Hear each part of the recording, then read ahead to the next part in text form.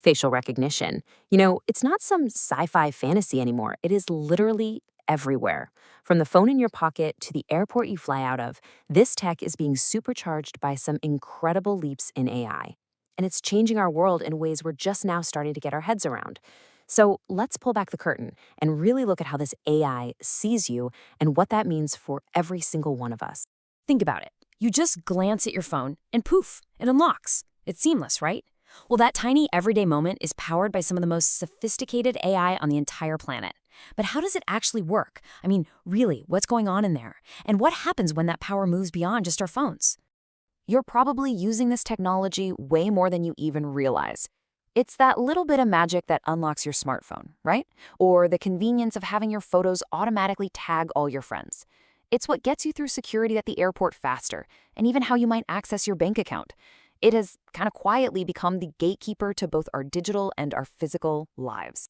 Okay, so to really wrap our heads around the big picture here, we first need to pop the hood and understand the engine that makes all of this run.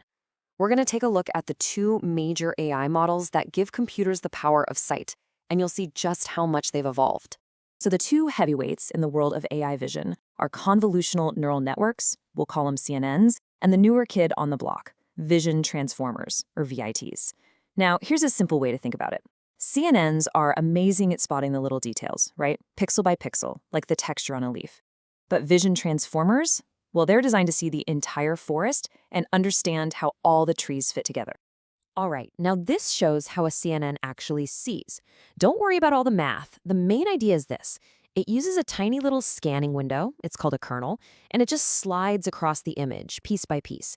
It's kind of like reading a book, one single word at a time.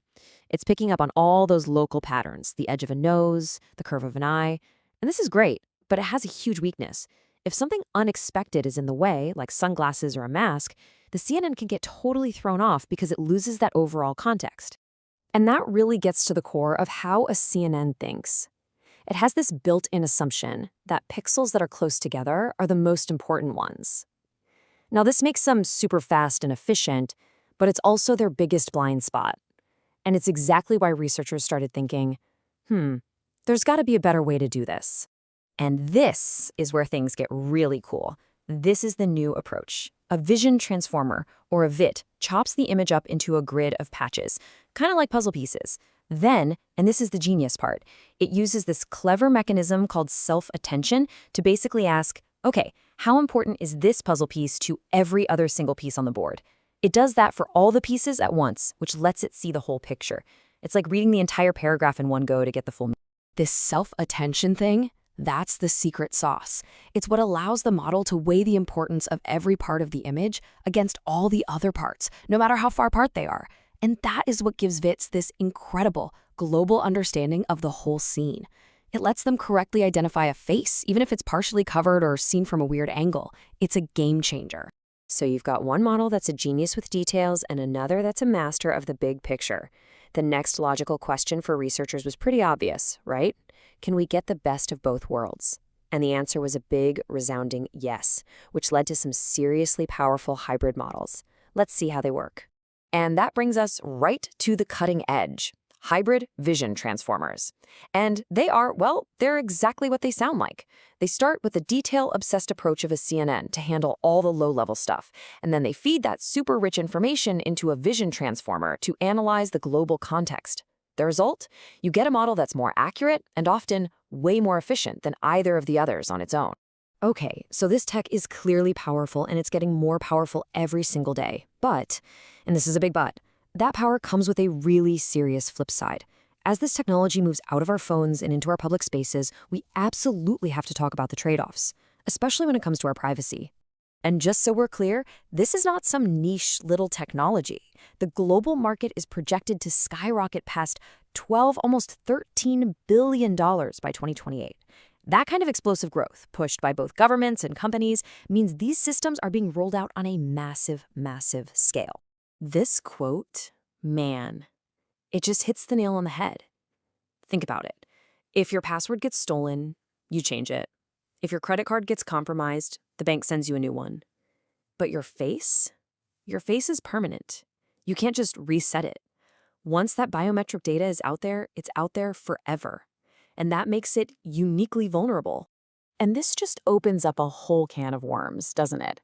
We're seeing our data being collected without us even knowing it's happening.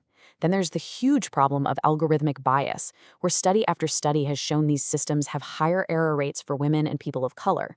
That leads to terrifying possibilities, like wrongful accusations. And it all feeds into these even bigger concerns, like the potential for mass surveillance, or companies just scraping our social media profiles to build gigantic facial databases without anyone's permission.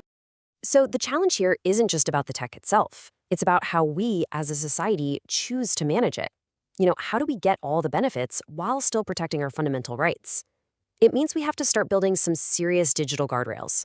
Look, there's no single silver bullet here. The solution has to be multi-layered. First off, we need strong laws with clear, enforceable rules. Then, developers need to be building privacy into their systems from day one.